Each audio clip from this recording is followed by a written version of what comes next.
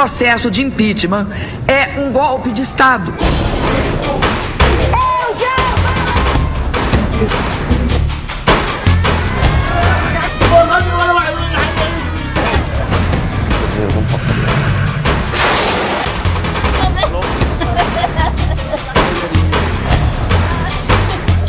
Estoy en disposición para acudir a la sesión de investidura. Votaram sim 61 senadores.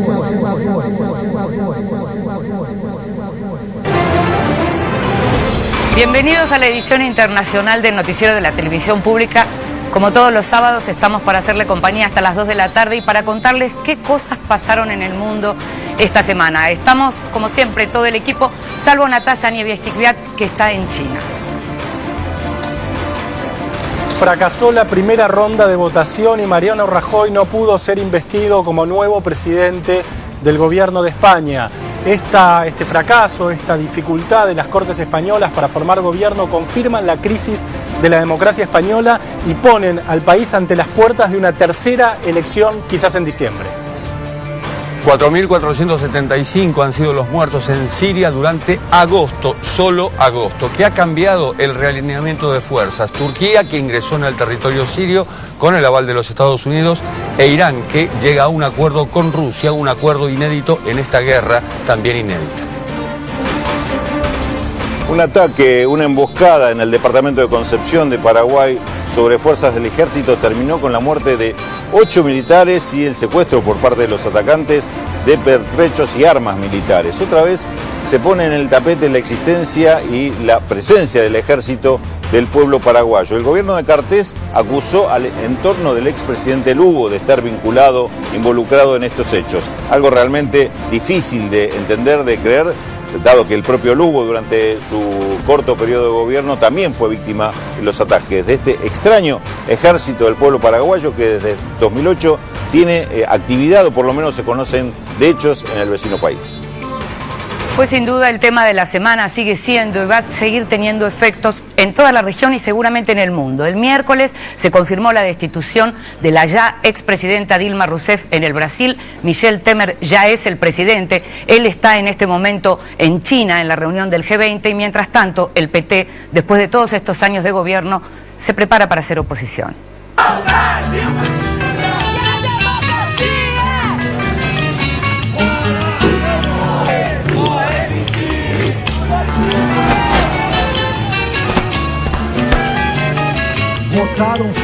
Con la destitución de la presidenta de Brasil, Dilma Rousseff, se cierra un ciclo en el país más importante de América Latina, que se extendió por 13 años, desde la asunción de Luis Ignacio Lula da Silva, el 1 de enero de 2003.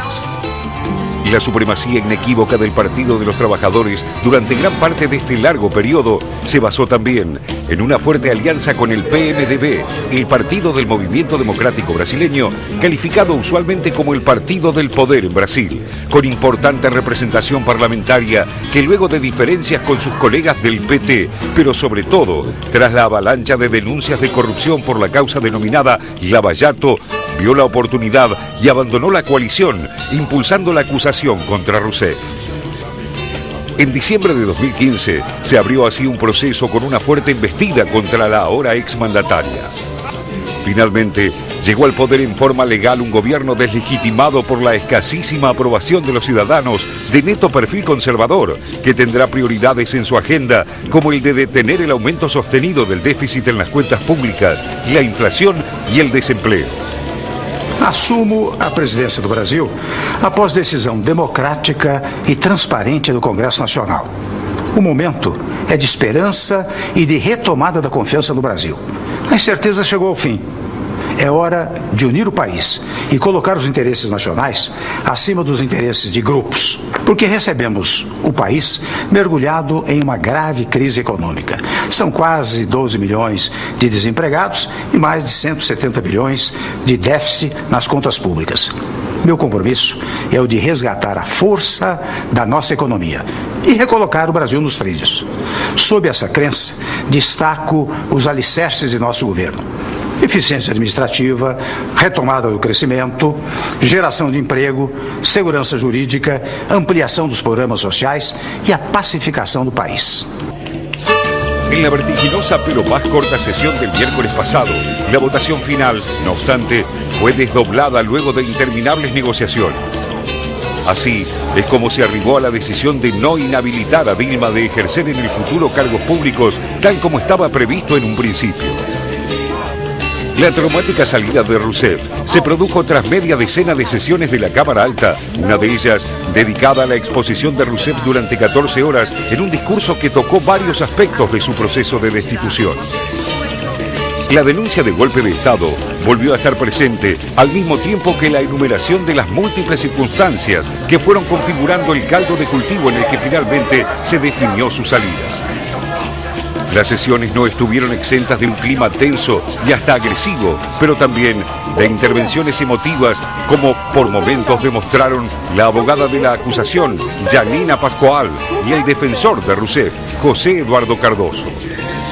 En una conclusión política inequívoca, atribuyó su destitución a la élite económica y política incapaz de llegar al poder a través de las urnas, en una línea que remontó a la campaña que las fuerzas de derecha impulsaron contra el gobierno de Getúlio Vargas en 1954 y que culminó en su suicidio, y al golpe de Estado contra João Goulart en 1964.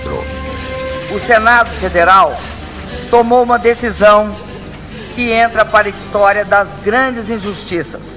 Os senadores que votaram pelo impeachment escolheram rasgar a Constituição Federal. Decidiram pela interrupção do mandato de uma presidenta que não cometeu crime de responsabilidade. Condenaram uma inocente e consumaram um golpe parlamentar. Eles pensam que nos venceram, mas estão enganados. Sei que todos nós vamos lutar.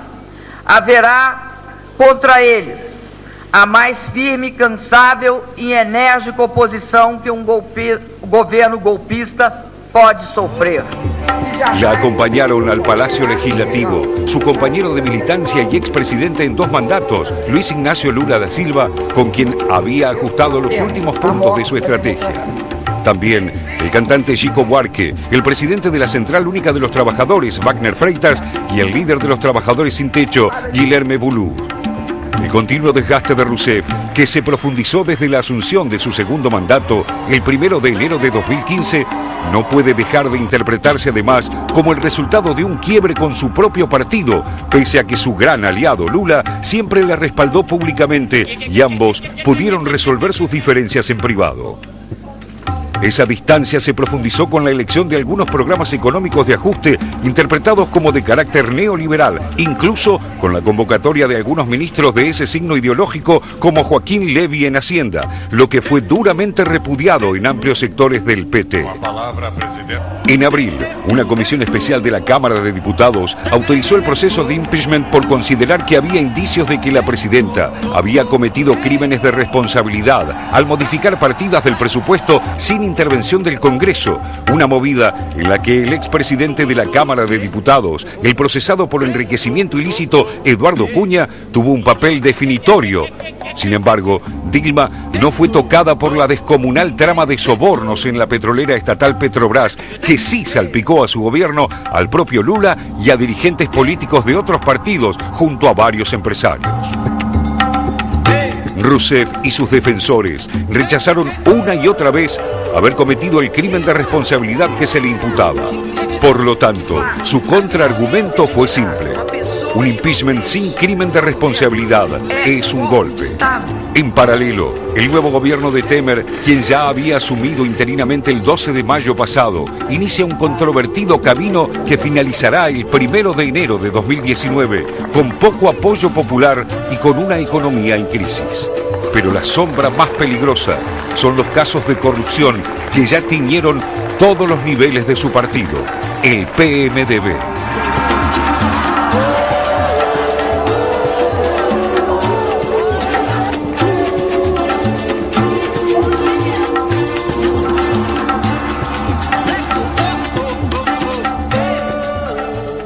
Dilma Rousseff usó una frase fuerte porque habló de pena de muerte política. Eso dijo cuando en su alocución durante todas esas horas en las que estuvo hablando durante el impeachment. Michel Temer, el día que asumió, le respondió que la golpista era ella porque no aceptaba la Constitución. Estamos con Marcelo Falac, periodista, editor de Internacionales del diario Ámbito Financiero. Bienvenido una vez más, Marcelo. Gracias. Gracias por invitarme. Vamos a conversar sobre este tema que es como el gran tema. Y te voy a hacer una pregunta, te voy a empezar por el final. Es casi una pregunta, te diría, judía. ¿Qué es lo más grave que tiene todo lo que sucedió?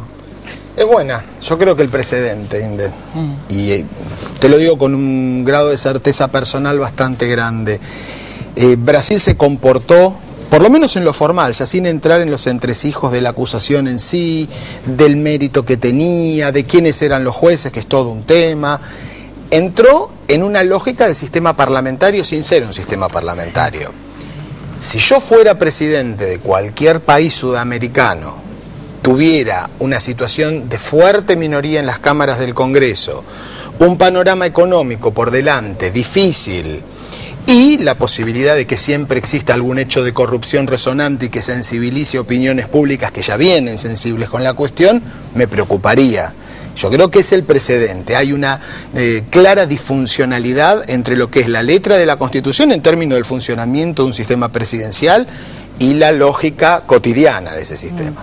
No sé si viste los números del último informe de Latinobarómetro en relación a lo que estás diciendo, que se conocieron ayer justamente, y en donde se habla de que hay como un menor apoyo a la democracia en América Latina. Es decir, cuando se le pregunta a la gente privilegia en algunos casos el orden, por ejemplo, raro o grave, no sé, las dos cosas. Es raro, es grave y me parece que también es explicable.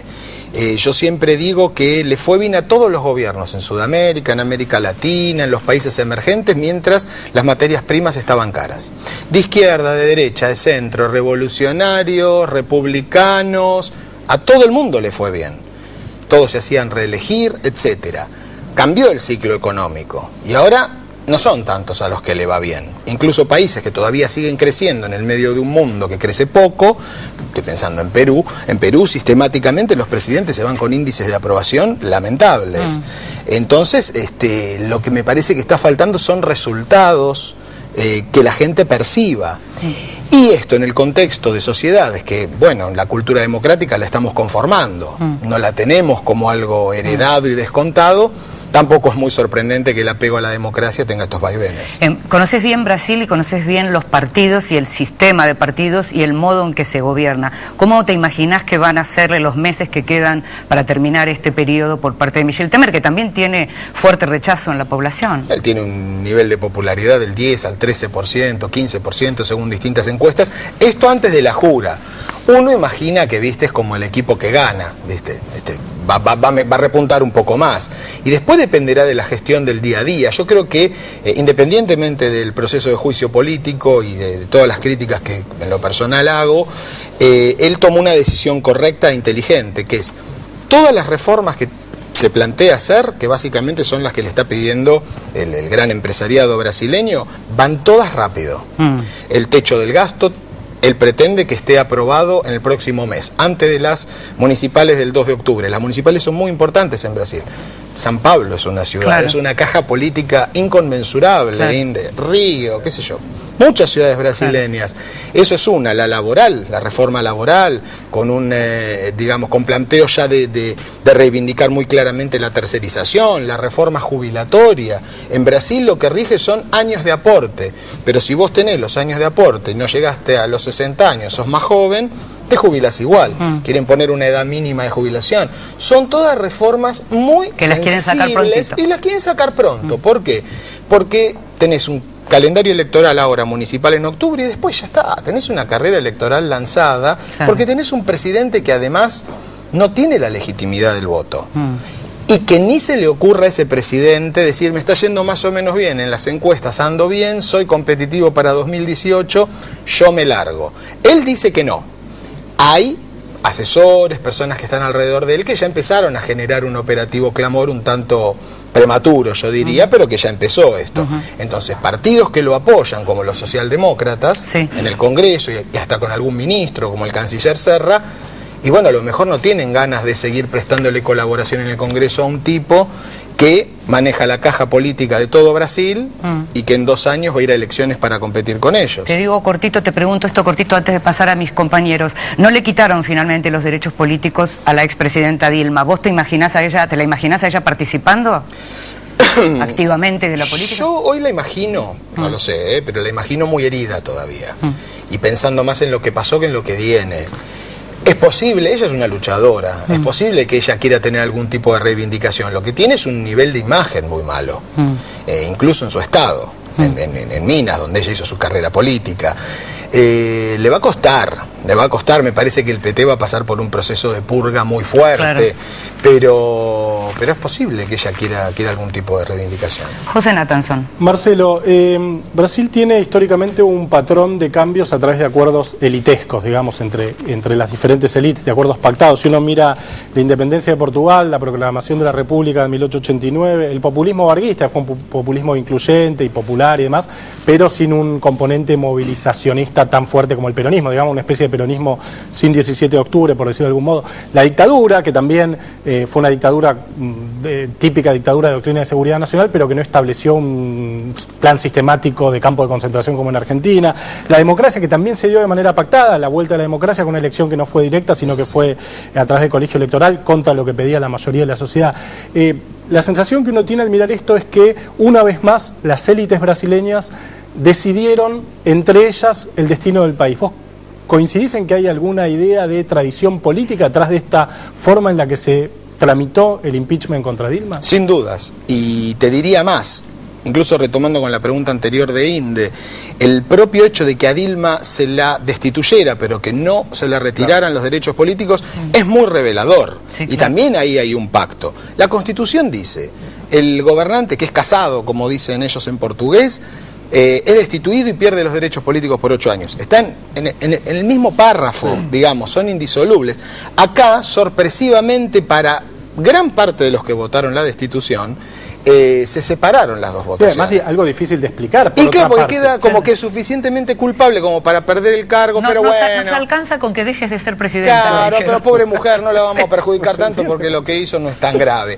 Lo que se sospecha es que hubo un pacto entre el partido de Temer, el PMDB, y el partido de los trabajadores, que podría tener varios beneficiarios en el futuro. Entre ellos, un señor que ustedes mostraron en el informe, Eduardo Cunha, que es un hombre bastante difícil de describir en televisión sin resultar ofensivo y ponerse a tiro de juicio de algún tipo, por calumnias e injurias. El INADI de Brasil. Claro. Raúl. Marcelo, dentro de lo que va a ser este plan de emergencia y de corto plazo, de alguna manera, de Temer, ¿pensás que estará previsto avanzar sobre privatizaciones, desarmar otros esquemas, otras estructuras que se fueron armando o construyendo durante estos 13 años? Esto también es una demanda de algunos sectores del gran empresariado. Inclusive se está hablando de cómo se van a manejar el tema de recursos naturales, que también es un tema caro para todo el mundo, pero para Brasil particularmente. Brasil privatizó mucho ya en tiempo de Fernando Henrique Cardoso. En el programa del PMDB, del partido de Temer, figura privatizar todo lo que sea privatizable. Básicamente están apuntando a todo lo que son concesiones. Y ahí sí todavía queda mucho por. Pero hay un punto, que es Petrobras y el régimen petrolero. El régimen petrolero ya está en vías de cambio. Petrobras es una empresa mixta en la que el Estado tiene control. Sí, que ahora tiene un mal nombre. Además. Y que ahora tiene un mal nombre. Les queda servido el tema de Petrobras para avanzar. Servido. Yo creo que pusiste, la verdad, un punto muy justo. Yo estaría sumamente pendiente de eso. Claro. Jorge Elías. Hay una realidad que es la de fondo, ¿no es cierto? En Brasil el 41% del PBI va al gasto público, 20.000 puestos públicos dependen de decisiones políticas, 34 partidos inscriptos, 27 con representación en diputados y no se sabe bien cuál es la ideología de cada uno de ellos. Se supone que se venden al mejor postor en algunos casos, eso quedó comprobado con el Mensalao. Incluye esto al Partido de los Trabajadores. Entonces la pregunta es, bueno, destituir a Dilma, ¿qué cambia con respecto a la confianza en los partidos políticos, que es cada vez menor? ¿Y qué cambia con respecto a la percepción de corrupción que hay en la propia sociedad, entre los brasileños? Esta percepción es generalizada, está diseminada, no se salva absolutamente nadie. Hay planes de reforma política, pero esos planes yo los quiero ver, porque como los aprueban los mismos tipos que deberán correrse, Yo no digo nada, solamente digo que los quiero ver.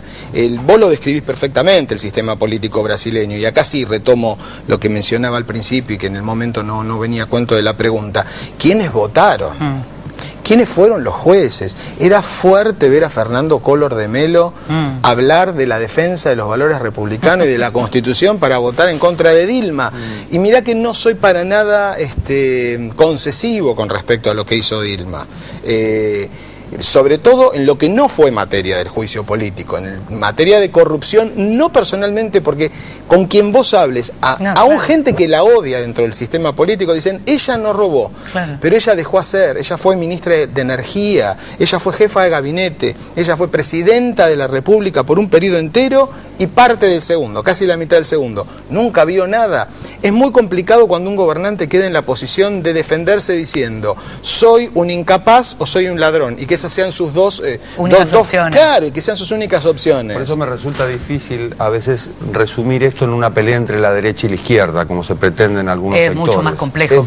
Es más complejo porque vos hablabas del sistema político, ahí está lleno de pymes, pero yo creo que también hay algo, un poco lo que planteaba José antes, digamos, la cuestión de estos pactos cupulares, pactos de establishment, que son centrales, son el eje de la historia brasileña desde la independencia. Yo creo que hay algo de eso también, porque vos tenés sectores del empresariado, tenés a la Fiespi, al empresariado paulista, que jugó muy abiertamente y muy fuerte, y el mismo día en que cae Dilma y que jura Temer, en esas horas de interregno, salieron a poner el pliego de condiciones, digamos.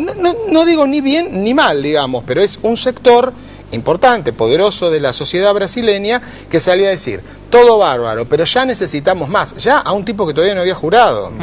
Raúl de la Torre te quiere preguntar algo más. Sí, con respecto a esto que estamos hablando justamente, como contrapartida, porque también se especula mucho, bueno, sobre qué va a ser el PT, si las movilizaciones van a tener algún resultado. ¿Imaginás, porque se está hablando en algunos análisis, algunos comentarios, la intervención o irrupción, diría mejor, de nuevos grupos políticos de izquierda, fundamentalmente? Se habla de un Frente Brasil Popular, un Frente Pueblo Sin Miedo, bueno, la propia CUT, la Central Única de Trabajadores o la Unión Nacional de Estudiantes. ¿Te imaginás o ves la perspectiva de que estos sectores puedan ocupar algún espacio trascendente? Esos sectores existen. Esos sectores fueron lo que vertebró un gobierno que duró 13 años con 2 presidentes. No van a desaparecer de la política brasileña. Pero ahí sí yo sería cuidadoso en pensar el futuro con los patrones de análisis del pasado. El hartazgo con la clase política de la que hablaba Jorge, a mí me hace, por ejemplo, mirar nada, es una intuición simplemente, no se puede especular mucho con eso, mirar con atención a quien fue la tercera candidata en la elección pasada, Marina Silva. Claro.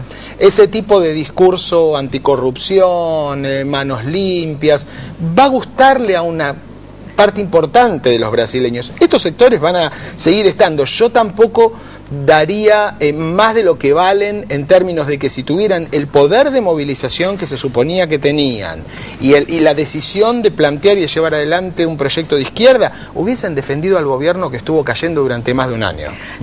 ¿Y la figura de Lula? Y para Lula tiene una cuestión muy rápidamente encima, que es si va preso o no. Si Lula tiene problemas judiciales a fondo, queda inviabilizado jurídicamente como candidato presidencial en octubre de 2018. Si esto no es así, y los que miran abajo del agua ven esta votación desdoblada del Congreso como un guiño a Lula, hay un debate en Brasil de ¿qué hacemos con el Lava Jato? Cumplió su rol histórico. El impeachment ya lo hicieron. Y ahora la sensación es que desbordó el Lava Jato. Claro, porque el presidente nuevo está delatado por arrepentido de la justicia. Claro, ahora tiene inmunidad el hombre. Pero, ¿qué hacemos con estos tipos? Y ahí vos tenés una judicatura, un sector de la judicatura muy jugado con una agenda judicial y también política, porque filtran declaraciones, eligen a qué empresario va a ser el que firme la delación premiada, mediática, y quién no, también, muy mediática. Y quién no. Una acotación, y solamente muy breve, solamente para describir el estado de ánimo de los brasileños. Mandan una carta de electores al Folha de San Pablo y pregunta el lector, ¿cómo se escribe? Fora Temer o fora, Temer, chau Dilma o chau, Dilma.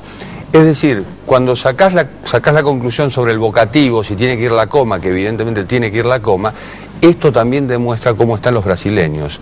Fuera Temer y chau Dilma. Sí, por supuesto. Desde ya otro de los grandes temas de esta semana sin duda fue la marcha, la multitudinaria marcha que hubo en Caracas, que llamaron la toma de Caracas el día jueves en contra del gobierno de Nicolás Maduro. Tenemos algunos audios de algunos de los protagonistas. Hoy hemos derrotado una intentona golpista que pretendía llenar de violencia, de muerte a Venezuela y a Caracas, esta bella Caracas. Estamos tras las capturas de varios criminales, estamos tras su búsqueda y espero dar buenas noticias en las próximas horas de los criminales fascistas que pagaron para masacrar al pueblo. Yo voy con la mano de hierro que me dio Chávez. Que nadie se equivoque conmigo. Estoy dispuesto a todo por defender la patria. Una cosa es Ramos Alup y otra cosa muy distinta el ciudadano común que lamentablemente cree en sus propios enemigos. A ese ciudadano yo le envío mi saludo de paz como venezolano y como venezolana desde aquí, desde este mero centro de la capital. Hoy no es el fin de nada, hoy es el inicio de una nueva ruta de cara al 20% y de cara al referéndum revocatorio. Hoy el pueblo está movilizado con su solución constitucional. Este pueblo se cansó, este pueblo está en la calle y los venezolanos queremos fecha del 20%, queremos revocatorio y lo vamos a lograr. Ganas de cambio en paz, lo que se siente es tranquilidad, es emoción, es unidad, es fraternidad, es el amor por nuestra familia. No hay miedo, ya perdimos el miedo. Lo que hay es ganas de dar la cara y decir basta, váyanse, no hagan más daño. Si escuchábamos al presidente Nicolás Maduro, también al opositor Capriles y a la mujer de Leopoldo López, el otro opositor que está detenido, a Lilian Tintori. Marcelo, ¿cómo ves la situación en Venezuela? Así de general te lo pregunto. Yo tuve la bendición que te da esta profesión de cubrir las elecciones de 2013 que ganó Maduro. Y en ámbito me acuerdo que titulé una de las notas, es la última elección que gana Chávez. Una cosa así, sí. Ya muerto, como el Cid Campeador, ¿viste? Con la armadura arriba del caballo, sin que él esté, y ganaba batallas, ¿no? Ya no está Chávez. Y ahora existe algo que se llama el chavismo. Yo creo que el chavismo es un fenómeno político que en sus primeros años, y a caballo de lo que hablábamos al principio, de esta bonanza de las materias primas en América Latina, en el caso de Venezuela del petróleo, repartió esa renta mejor que nadie nunca antes. Esto yo lo reconozco. Ahora yo me pregunto, ¿qué legado queda por defender cuando la situación económica es pésima, el desabastecimiento es enorme? No estamos hablando del caso de Brasil. Acá no se quiere apartar a Maduro por la comisión de delitos. Esto es un instituto de la Constitución bolivariana del 99 que prevé la posibilidad de revocar un mandato cuando cambia el humor social, cuando cambia una mayoría social. Decía, ¿qué queda para defender cuando la gestión es tan mala y cuando el gran elemento legitimador del chavismo, que era que se presentaba a elecciones, ir un ganador serial de elecciones, ahora se trata de esquivar la posibilidad de ir a elecciones? Yo creo que queda poco ya por defender y también por reivindicar. Me parece que hay un Maduro muy encapsulado, que Venezuela es un país con una enorme propensión a que las cosas se diriman de una manera violenta, ha ocurrido y de forma muy violenta a lo largo de la historia, no tan pretérita, y la verdad es que me preocupa esto porque siento que el chavismo está clausurando la política. Entonces, cuando vos clausurás la política, ¿cuál es la forma en la que se dirima el conflicto? Ahora, estábamos hablando de democracia, estábamos hablando de los índices del último informe del Latino Barómetro, y la pregunta, porque es la discusión, ¿en Venezuela hay democracia hoy? Mira, yo una cosa que aprendí... O sea, las elecciones, tener un presidente que fue elegido en su momento por el pueblo, por el voto popular... Hay que escuchar. Ahí Maduro decía, estoy dispuesto a todo por defender a la patria. La democracia es una cosa que es un concepto que está compuesto por muchas familias distintas. Cuando nosotros hablamos de democracia tenemos una idea de democracia republicana. tal vez no es la idea de democracia que tiene Maduro. ¿En qué se parecen todas esas ideas? En la apelación a la voluntad popular como elemento de legitimación de la autoridad política. Sí, hasta ahí llegan todos. Después, evidentemente, hay formas distintas de pensar la democracia cuando el chavismo no solo hace, sino que reivindica como legítimo el hecho de haber moldeado una Fuerza Armada Nacional leal al régimen, y cuando su cúpula dice no vamos a aceptar, lo dijo tiempo atrás su principal referente, no vamos a aceptar ningún gobierno que no sea chavista, ¿de qué democracia hablamos? Ahora, a mí me parece que hay una cuestión, lo que salvaba la crítica por muchas limitaciones a las libertades en Venezuela era la cuestión del voto. El chavismo va a elecciones mayormente limpias. El proceso antes de la elección es discutible, la elección a mí me parece que no merecía mayor reproche en sí misma, el sistema electoral del día de la votación. Pero si ahora, claramente, la movida por el revocatorio empezó temprano y claramente se le está posponiendo para después de enero de 2017. Para que no se vaya el chavismo del gobierno. Para entregar, en el peor de los casos, la cabeza de Maduro, pero que el mandato lo complete el vice y no haya elecciones anticipadas. Jorge Elías. Democracia electoral no es cultura democrática y esto no compete solo a Venezuela. En varios de nuestros países ocurre lo mismo, pero en Venezuela esto se agrava con las arbitrariedades, la persecución de empleados públicos, el arresto de alcaldes, el no permiso para que ingresen corresponsales extranjeros, como si hoy el mundo no estuviera interconectado. Y sobre todo el ensimismamiento de lo que hablabas, Marcelo, ese ensimismamiento del gobierno en esto de juntar a los leales, hablarle solo a los leales y apartarse de todo aquello que cree que es el enemigo. Sí, porque sí, es una lógica de construcción. Yo también quiero decir algo, digamos, yo estoy siendo muy crítico del chavismo y honestamente lo soy, es mi forma de pensar hoy, con lo que yo estoy viendo. Vos hablás, digamos, no puede ser que la persona que firma por derecha, como marca la ley, la posibilidad de revocar el mandato del presidente, digan, los echamos a todos de la administración pública. Esto ya pasó con el referendo que ganó Chávez en el 2004, sí, la lista Tascón, publicaron en internet los nombres de los que habían firmado y sufrieron distintas persecuciones. Digo, pero yo también soy muy crítico de lo que hay enfrente. Digo, a ver, para algunos este tipo de posiciones son cómodas. Yo te aseguro que no es nada cómoda porque no tenés ninguna trinchera en la que meterte. Siempre estás con la cabeza en el medio de los tiros. Lo que hay enfrente cometió el error garrafal de no presentarse en las elecciones de 2005, lo cual también es un gesto antidemocrático. No, y de haber cometido un golpe. Y de haber cometido un golpe cuando Chávez era otro Chávez todavía. Porque también los liderazgos, Jorge, se van formando en el medio de una dinámica de disputa política. Yo no sé si lo que vivimos hoy sería lo que estamos viendo si no hubiese habido un golpe en el 2002. No lo sé. Recién decías algo que no se entendió bien. No, lo que quise agregar es que, articulando con lo que decían Marcelo y Jorge, que el problema de Venezuela es claramente el chavismo, pero también la oposición, digamos, una oposición que efectivamente se comporta también de manera poco democrática desde el momento que cuando pierde no lo reconoce. A veces sí, a veces no. Bueno, te doy un agravante. Por cuánto pierde. Te doy un agravante. Yo estuve en Caracas cuando se votó.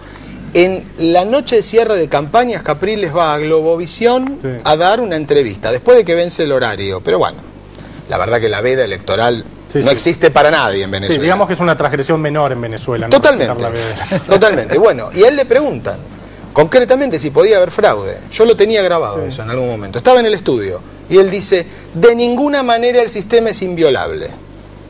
Y después vos perdés y denunciás un fraude. Ahora, Marcelo, es delicado una pregunta que te quería formular en relación a esto, y también para unirlo con lo de Brasil. Nosotros estábamos analizando la pasividad con la que mayoritariamente la sociedad brasilera recibió la noticia del impeachment, que hubo algunas manifestaciones, pero mínimas y no alcanzaron a torcer la voluntad.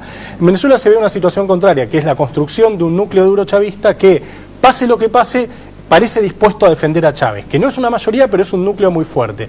Entonces, uno se pregunta, al final, digo, desde un punto de vista casi táctico-estratégico, digamos, ¿qué es más conveniente? ¿Una sociedad desmovilizada, pero prolijamente, digamos, adecuada a los preceptos democráticos tipo Brasil, o una sociedad, o un sistema, un mecanismo de construcción política más desbordante, más desprolijo, con todo tipo de déficits republicanos, con déficits de libertades individuales, etcétera, como Venezuela, pero que al final es lo que hace que parece que el chavismo siempre va a caer y al final nunca termina de caer? Como la publicidad, es cultural.